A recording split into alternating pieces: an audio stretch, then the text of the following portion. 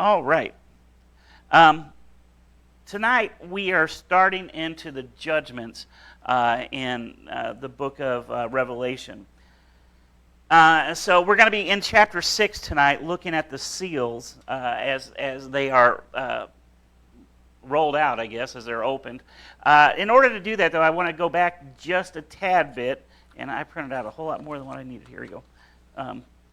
Just a tad bit, because in order to understand this, you actually have to go back to the previous chapter and see what happens in the previous chapter. So in the chapter 5, well, chapter 4 and chapter 5, we see John gets a glimpse of heaven. He gets a glimpse of the throne room of God. So he sees God sitting on the throne up there. He sees the elders around him, gathered around him, and then he sees an angel, or well, he sees God with a scroll in his right hand. And then the angels are crying out, who is worthy to open the scroll? Who is worthy to open the scroll? And John said that he started to weep because there was nobody. He said, don't worry, there's somebody. And that's when we see Jesus come onto the scene. Jesus is the one who is worthy to open the scrolls. So that is where we were in that chapter. Jesus came forward. Everybody was worshiping. Everybody was shouting. And all that part was incredible. But from this part on for the next several chapters, we get into some less than exciting events, I guess, is the way to do it. When Jesus was talking about this period of time, he kind of talked about it in two separate sections. He said there's going to be a time of tribulation, and then he said, and this, if you go back to Matthew 24, this is where you read it. And then, well, let me read to you verses 15 through 21. So he's talking about the end times prior to this. He's talking about a time of tribulation. But then starting with verse 15, he says this: Therefore, when you see the abomination of desolation spoken of by Daniel the prophet, standing in the holy place, whoever reads, let him understand. Then let those who are in Judea flee to the mountain. Let him who is on the housetop not go down to take anything out of his house, and let him who is in the field not go back to get his clothes. But woe to those who are pregnant and to those who are nursing babies in those days. And pray that your flight may not be in winter or on the Sabbath, for then there will be a great tribulation, such as has not been seen since the beginning of the world until this time, nor ever will be seen again. So he says there's a tribulation, and then he talks about this abomination that causes desolation in the temple, which, as we go further into this, I'll show you how we know definitively that this is the midpoint of the tribulation. But it's the midpoint of the tribulation. And then he says what follows is the period of what he says. He says this is tribulation. This is the great tribulation. And when he says great tribulation, it's not like, yay, great. No, it's not fun, not exciting. So I want to give you a little bit of a timeline here. This is probably going to go one too many. I thought that was going to happen. All right, this is our timeline that we've been looking at, talking about the end times and basically Revelation, but not just Revelation, but there's a whole bunch of things that talk about this. So we talk about the church age when we were going through the first couple chapters of this. That's where the letters were to the church. And then we talked about the rapture of the church. Well, what we're talking about now is between the rapture and the return of Christ. So we're in that area there, the 7-year tribulation. And so it's not a pleasant time to be on the earth, to say the least of things. And I've said this before, we really believe in a pre-tribulation rapture for the church. There's, I think, so much evidence for that. So the promise is that if we are serving after God, then we would not be here during the tribulation. We'll be raptured away. And of course, I don't know when the tribulation is going to happen. I don't know when the second coming is happening. He could come tomorrow, or he could come 50 years from now, in which case most of us won't be here anyway. And so, but we don't know when this is going to happen, but we have to live like it's happening at any moment, because there's a lot of indications. Jesus, whenever he was talking about the last days, he gave us some signs to look for, and if you look at the signs that he talked about, they're right, exactly, over and over and over again. So we're in this period talking about the tribulation. And as we go into this period, there's a time of judgment. So we're going to talk today about the seals that are on this scroll. And I kind of mentioned last week when we were in here, one of the most interesting parts about this, we see the seals being open on this scroll. We gather that it's important because it was in the hand of God. But the Bible doesn't tell us what's in the scroll. It doesn't. And so he opens the last scroll, and then he just goes on to the next thing. You're like, well, what? It kind of leaves you hanging. And there's a reason for that. I don't know what that reason is, but there's a reason. So as we talk about the judgments, as they're rolled out, there are 7 seals that we are going to read about in chapter 6. Well, most of them in chapter 6. The next one doesn't come until 2 chapters later. But we'll read about the seals. And whoops, I didn't mean to click that again. And then we're going to go into the trumpets. And then we're going to go into the bowls. Now, the timing of this is something that is really, really difficult. When you read the book of Revelation, it reads these things out sequentially. But there's a lot of people who say that it may be happening concurrent to one another. In other words, you may be opening seal 1, and then trumpet 1 sounds, and then bowl 1 sounds. And then we go back to the second one. Another theory, and this one here kind of shows this a little bit, and I can definitely see some scriptural evidence for this. I'm not saying that I agree with it, but I see some evidence with this because I don't know what's going to happen in this time frame. But in this one, it indicates one of the things you see is the 7th one of each thing. As you're reading in the scripture, you'll see this here with this one, but as you're reading in the scriptures, the first 6 of each things are read, and then there's an interlude before the next one. And the interlude tells about some things that are happening across the whole timeline, and some of them even go back to the dawn of time, back to when creation was there. And so because of that interlude, there's some that teach that each of the last things happens together. So even though we may have the first 6 seals and we may have the first 6 trumpets, and then or it's ongoing is another way that they look at it. So when the 7th seal happens, it unleashes everything that follows. When the 7th trumpet sounds, it unleashes everything that follows. And I can see why they say that. I don't know if that's accurate, but I can see why they say it. So that's one way of looking at it. The other way is here. This one's more of a linear approach, where we look at things linear. We see the seals, and then there's an interlude right in the middle, right there. Then we see the trumpets, and then once again there's an interlude, and then we go to the bowls. And it's just saying that. Oops, I keep dropping this thing and it hits something. Anyway, and it says that they run together, right after each other, which would be. If it's literal, then that's how it would go. Yep.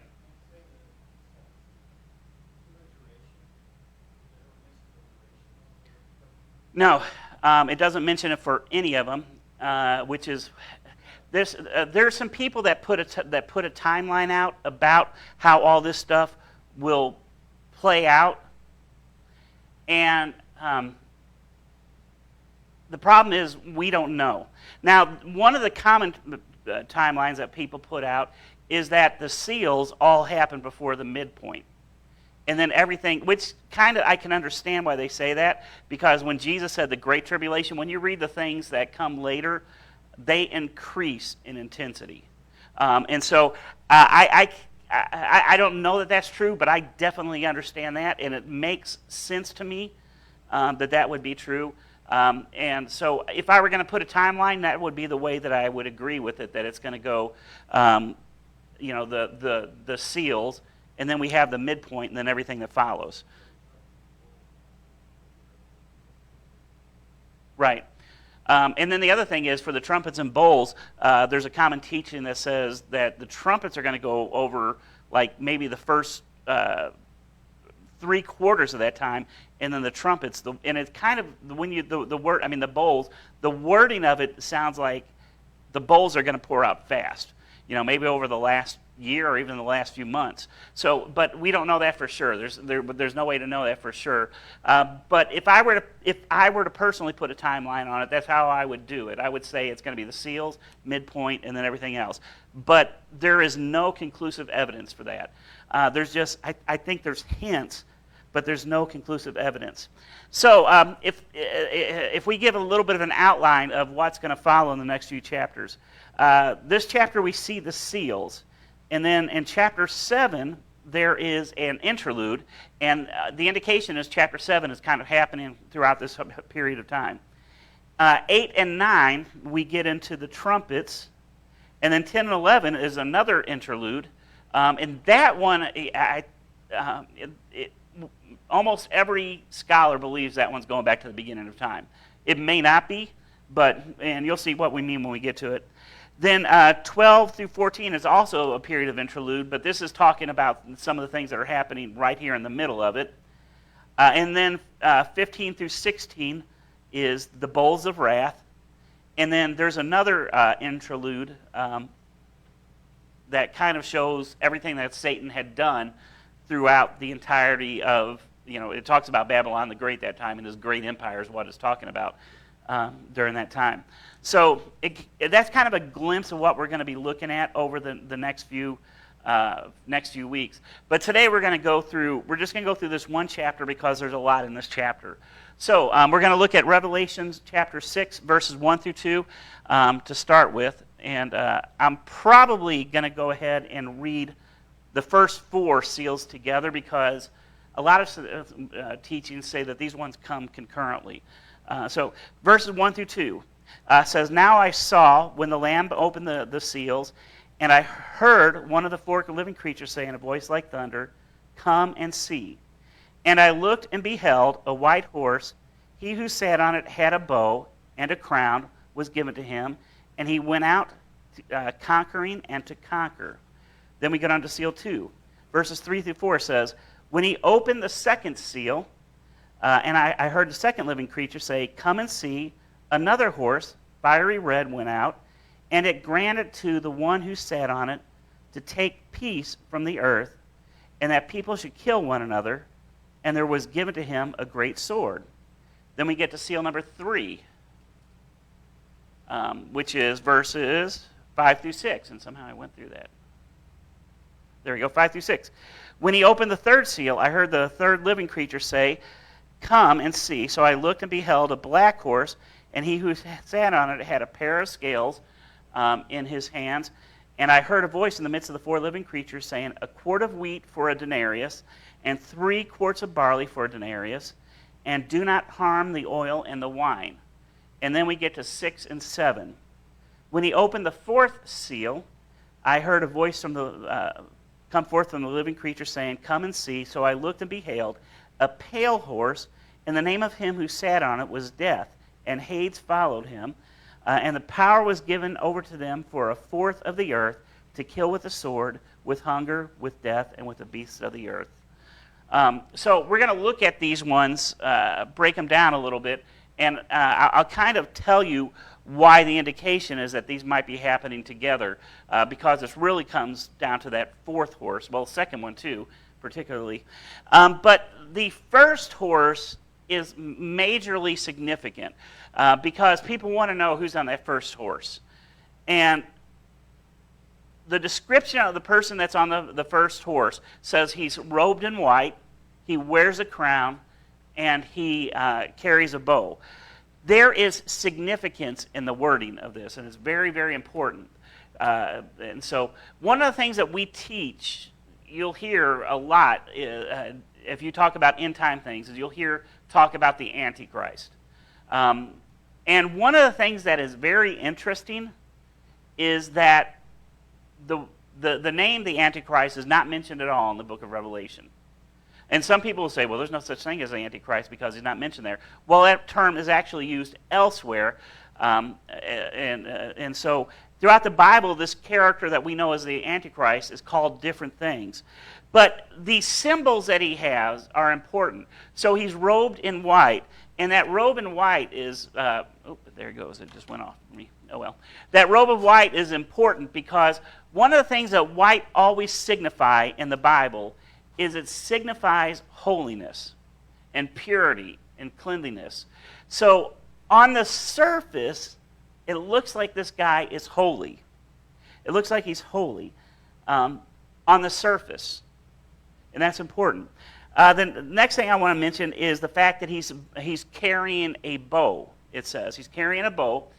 But what is not mentioned in what he's carrying is that he's carrying an arrow. There's no arrow mentioned there. One of the things that I've heard, and I've seen it mentioned, but I haven't seen it mentioned in reference to biblical timeline, but historically, there are many cultures that view a bow without an arrow present as an instrument of peace. So what it's doing is saying, it's coming in saying that I have the power to beat you, but I am setting that power aside. So that's what they say. So I have the power to beat you. So he's coming in proclaiming peace. He's promising peace because that's the image that is used there. But the other thing that we look at is he's wearing a crown here. And this one, once again, the word is very important. The word that's used here for crown is the word Stephanos again. And that Stephanos, that crown, is the laurel wreath that was given out to the winners of the game. It's a laurel wreath, and because it's made out of something natural, it's only temporary. When Jesus is pictured throughout here, it talks about him having a crown, and the word that's used there for his crown is the word diadem, which means power and authority. He's wearing the crown of authority. So the Stephanos crown is a crown that is granted to you, but the diadem is the crown that is yours by nature because of who you are. So Jesus Christ is the King of Kings and the Lord of Lords. The Bible says that. He has the diadem because he has the power and the authority. Well, the Stephanos had to be given for somebody. So what this tells us is that this person, whoever it is, doesn't have power on his own. It was granted to him because it is that Stephanos crown that is temporary. So the reason that we always point this out as being the Antichrist is because of the symbolism of all this, that this is the rise of the Antichrist that's coming in here. And when you look back at what Jesus said, whenever he started talking about the end times, he started getting to it at the very beginning of Matthew 24. He said it in Luke and also in Mark. But I want to read to you verses 4 through 5 because it's important. And it says this, "And Jesus answered and said to them, Take heed that no one deceives you, for many will come in my name, saying, I am Christ, and will deceive many." Will deceive many. This is the perfect time for a Savior to rise up. Because if the rapture has happened, those who know the teaching of the Christ are gone. The church has been removed out of the scene. This is another reason why it really points towards the church being removed out of the scene. Because if somebody rose up and say that they were the Messiah, then people would be like, well, hold it. No, that's a lie because we know who Jesus is, and you're not him. So it's a perfect time because the church has been removed. But it's also a perfect time because of what has just happened with the rapture of the church. Today, in our world, there's 7.9, roughly, billion people there. There's different estimates on how many Christians are in the world. Some estimates say that there's 31% of the world's population is Christian. Well, that's kind of including, the Catholics and the ones who say that they're Christians but never go to church. It's including anybody that identifies as a Christian. There's another number that goes down to about 7% that says there's roughly maybe 7% of the population are evangelical-minded Christians. I think that number is probably a little bit higher than that. Yeah, percentage-wise, I believe that it's higher than that. My guess is that we're in the tens somewhere. People who actively follow and believe in Christ would be, 10, maybe even higher than that. But let's go just back to that 7%. if that 7% is accurate, what that means is that the moment that the rapture happens, in an instant, somewhere between 500 and 600 million people will be removed from the earth instantaneously. Now, we saw 2020, COVID, everything that happened. They said that in the year 2020, about 3 million people died from COVID. And I think those numbers are kind of overinflated because I think they were putting a lot of people dying that didn't have it. But there's no doubt people died from COVID. There's no doubt about that because we had people in our church that died from COVID. But no matter how many people actually died, during that outbreak, the world shut down. We see today we're feeling the impact from that time because we saw that just that year, or even here, we only shut down for a few months, but we saw that during that time, it kicked off this massive inflation that we're feeling the impacts of today. So that small amount, 3 million or frankly less, that died during that time is impacting us today, and that impact is going to continue because, especially with some of the leadership that we have, and that's an entirely different message altogether, but it's going to continue. So that's 3 million. When 500 or 600 or more million people disappear in an instant, it is going to create chaos untold. I've seen people circulating this around, this image around, and I can kind of understand what they're talking about. But we've been hearing in Washington, there's been tons of hearings about the UFO phenomenon, that they're going on, and how they're saying, well, there actually are UFOs. And so there's some people that are going around teaching, well, the reason that they're saying that is to give an excuse for when this many people disappear, saying that it was aliens that abducted us. So people have been circulating this stuff saying, if I disappear, it wasn't aliens. No matter what happens, there is going to be chaos because of that. So I'm going to read to you a couple of other scriptures because the book of Revelation is not the only place where the Antichrist is mentioned. He is mentioned in many places. Jesus talked about him. But in 2 Thessalonians 2:3-4, he says this, "Let no one deceive you by any means, for that day will not come unless the falling away comes first, and the man of sin is revealed, the son of perdition, who opposes and exalts himself above all that is called God or that is worshipped, so that he sits as God in the temple of God, showing himself that he is God." That's pretty strong words. That goes back to that's what Daniel prophesied that was going to happen. So he's going to go into the temple of God. He's going to say, I am God. I am God. And we're going to see how some of that happens later on. So here he calls him the man of lawlessness. And that's singular. That is a person. In Daniel 9 through chapter 20, verse 26-27, let me read it again. After the 62 sevens, the anointed one will be cut off and will have nothing. That's talking about Jesus and his crucifixion. The people of the ruler who will come will destroy the city and the sanctuary. So that's when Jerusalem was destroyed. The end will come like a flood. War will continue until the end, and desolations have been decreed. And then verse 27, this is the big one. He, talking about that person, will confirm a covenant with many for 1 7. And in biblical Old Testament prophecy, when it's talking about 7, it's talking about groups. It's not talking about 7 days, even though it kind of says that. It's talking about a day is symbolic of a year. So that's where we get the 7-year tribulation. And then it says that in the book of Revelation, even more clear.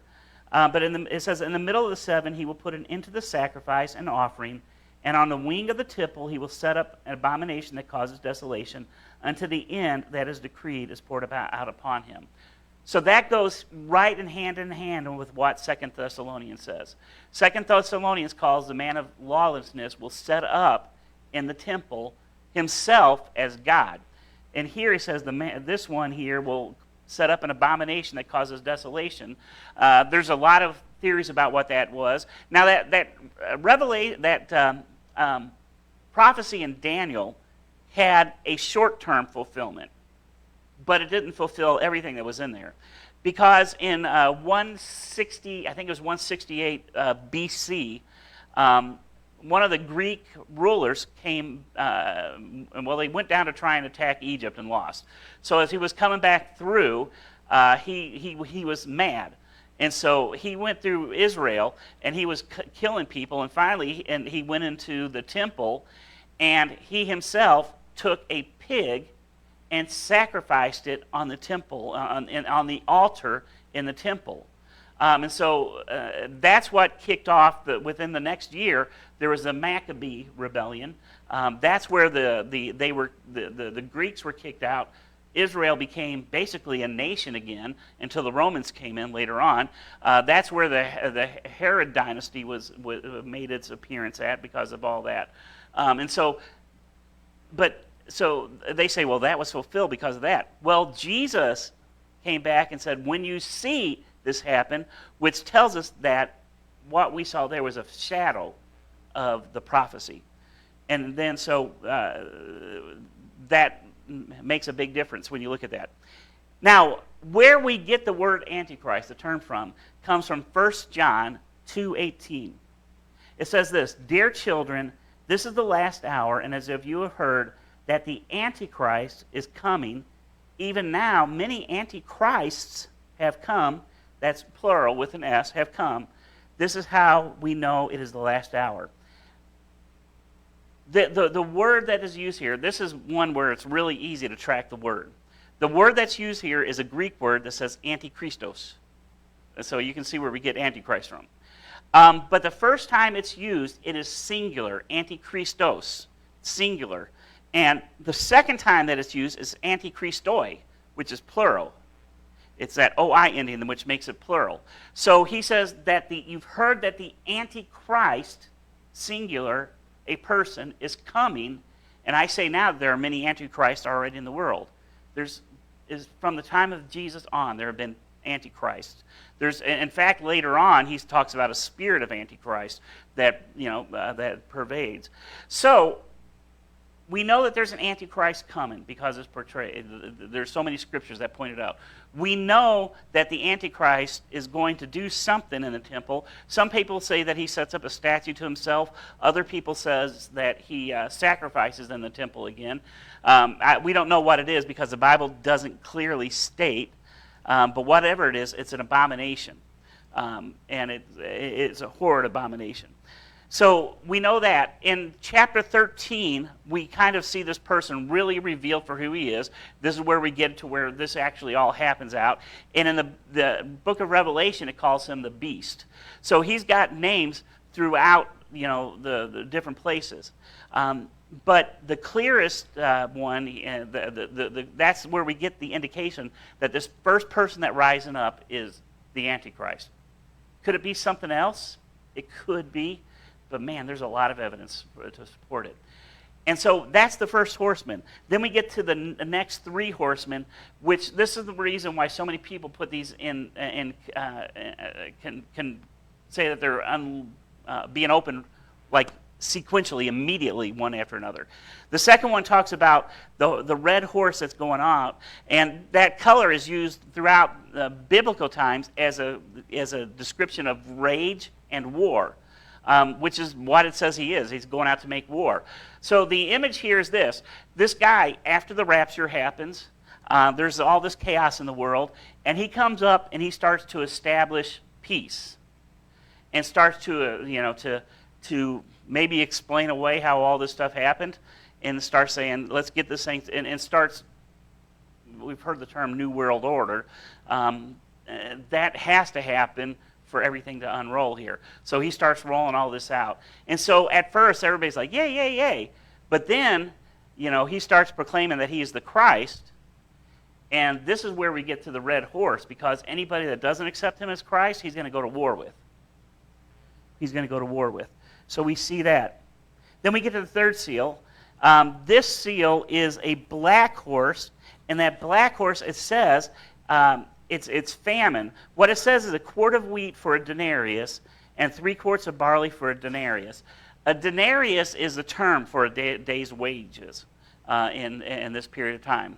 So today they say that the average income of for people is 50,000 is like for an individual is about the average income, around our country, which there's I don't know if that's accurate, but that's one of the things that I saw. What that means is that a loaf of bread would cost $200 at that, because that comes out to about a day's wages. So $200 for a single loaf of bread. Or it's possible that the way this is mentioned that it could even be just a single slice of bread. But there's something interesting at the very end. It says, "And do not harm the oil in the wine." That is another very symbolic thing. What that means is that the wealthy people aren't going to feel the pinch of this. The ones that he puts in charge, his people, they're going to be riding and just looking at everybody and laughing at them all during this time. That has always kind of happened with some of the wealthy people. So that is what happens in that one. Some people, the next seal, 4, it talks about pestilence. It says it's going to kill 1/4 of the earth with the sword, with hunger, with death, and by the beasts of the earth. So one of the reasons that we say that this is kind of all lumped together is because he's summarizing the two things right before this. He says it's going to be killed by war, and it's going to be killed by with hunger or famine. Right, exactly. One of the things that we find out historically is that after World War I and then again after World War II, particularly after World War I, more people died after the war was over in the areas that were desolated than what died during the war. Same thing by massive numbers. Germany, people were sitting in the streets starving to death. And it went on for for almost a full decade that was happening. After World War II, there were so many diseases that were spread, because one of the things you'll find out is that when you have tons of dead people laying around, they breed disease. And so there was so much sickness and illness in the countries where the fighting was the heaviest because of all the destruction. Clean water was a problem. So when you look at all this that's going to happen with the rapture, him going to war, famine, you can see where we get there. And it wasn't too long ago that people thought, how in the world can you go in such a short time to having such a shortage of food? Well, today they say that about 10% of the world's population are what they call food challenged, meaning that they don't get enough to eat. And they say that approximately 1% to 2% are actually starving to death of the world's population. That's going on right now.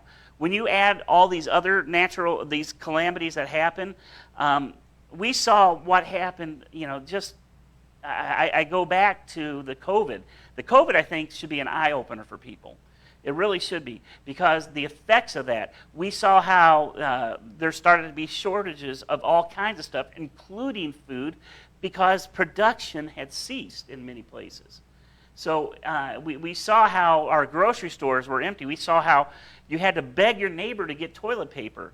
And people that were TPing houses were put in jail. I don't know about that part. But, we just saw that. And we were shut down in our state for just a few months. Other places around the country were a year. You go over to China, and they were shut down for massive amounts of time. You see the effect of that. So you see how all this stuff can roll out really, really quickly. It kind of gave us a little bit of a hint of what's to come. I want to go through Seal 5 and Seal 6, and then we'll wrap up with those. I want to read to you 9 to 11 again.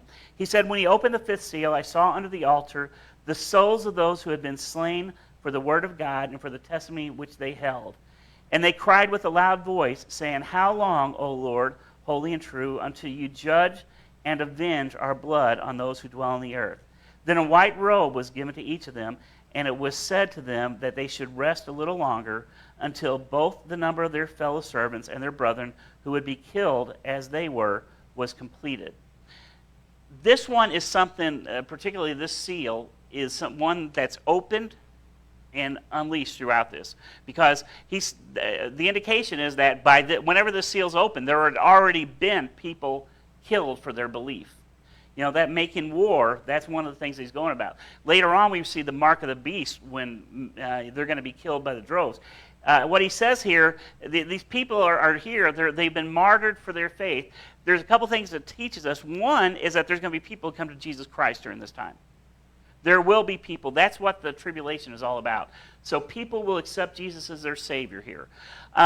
Number two is it's not going to be easy for them, and because they are going to be martyred. In fact, I'm not sure that I see this.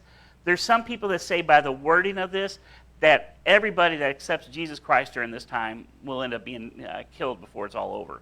I don't know if that's accurate, but I know from what we read here, there is going to be a major population. So the ones that were under here, he said, just wait. You're going to have more brothers and sisters joining you really soon until it is all completed. So there's going to be great death amongst those who choose to serve Jesus. I've heard people before say that, well, I don't need Jesus. If the rapture happens, well, I'll accept in them. Let me tell you something. If you can't serve Jesus now, whenever somebody's literally holding a gun to your head and saying, denounce it, man. Anyway, that's another story altogether. But I don't want to be here. I don't want to be here. Seal 6. And as I watched and he's opened the sixth seal, there was a great earthquake. The sun turned black like sackcloth made of goat hair. The whole moon turned blood red, and the stars of the sky fell to earth as late figs dropped from a fig tree and were shaken by a strong wind. The sky receded like a scroll, rolling up, and every mountain and island was removed from its place. Then the kings of the earth, the princes, the generals, the rich, the mighty, and every slave and every free man hid in the caves amongst the rocks and the mountain. They called to the mountains and the rocks, fall on us and hide us from the face of him who sits on the throne and from the wrath of the Lamb. For the great day of the wrath has come, and who can stand? See, this is one of the things where so many people really think that these ones are happening concurrently, because they say that this is kind of, when you read the other ones, what happens at the end. But it's not precise. I just think, that just like in real life, things repeat themselves.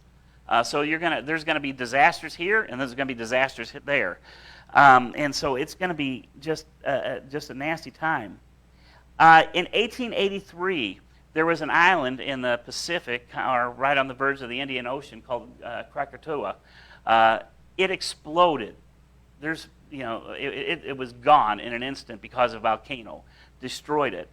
They said there are reports of people on the west coast of the United States. Now, this is over right below China and Vietnam and all that area. They felt the shock wave on the west coast. They said that tsunamis from this reached down to South Africa and wiped out villages there. People on the west coast noted that tsunamis struck the west coast of the United States. There's even recording in the English Channel that the tsunami reached there, which is in another ocean all the way around the world. That destruction, and that the island was gone instantaneously. And for 2 years after, it altered the weather of the world globally.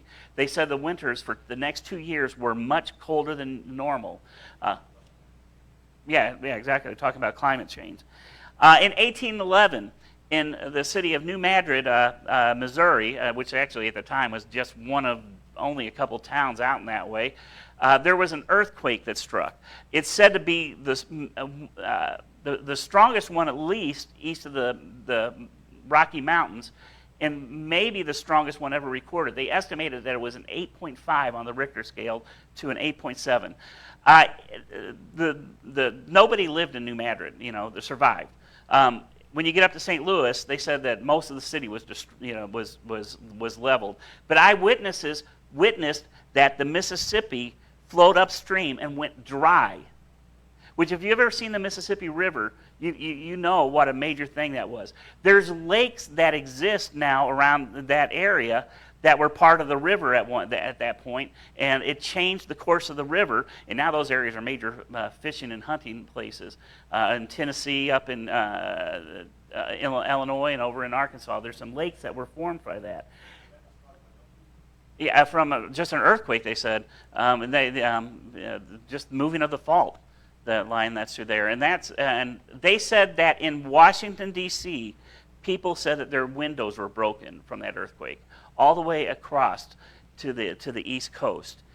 Those are just two instances. Imagine what's going to happen when, over a short period of time, multiple disasters are dropping.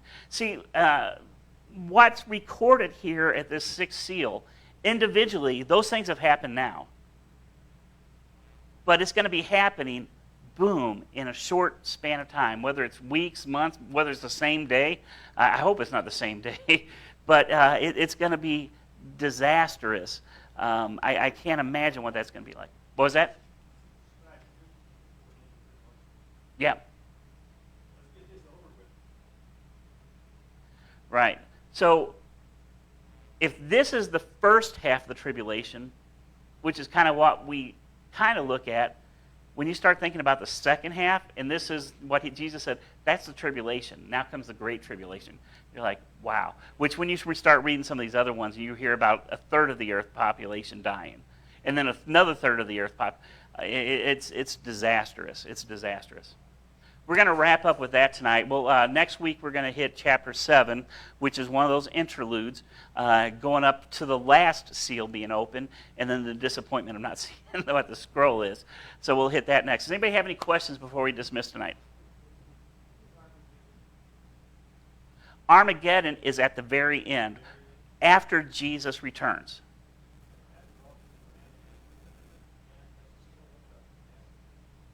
Yeah, you know what? It just tells you how stubborn people can be. And one of the things you see that happens here, and it says it, is that their hearts become even more hardened as they see these things. They become angry at God. Yeah, like Pharaoh. I mean, Pharaoh had all these things, and he still went, what kind of idiot would chase these people down who just killed every firstborn, and he goes after them. And so it's the arrogance of sin. It's the arrogance of sin. Sin teaches you that you're indestructible. Anything else tonight before we dismiss?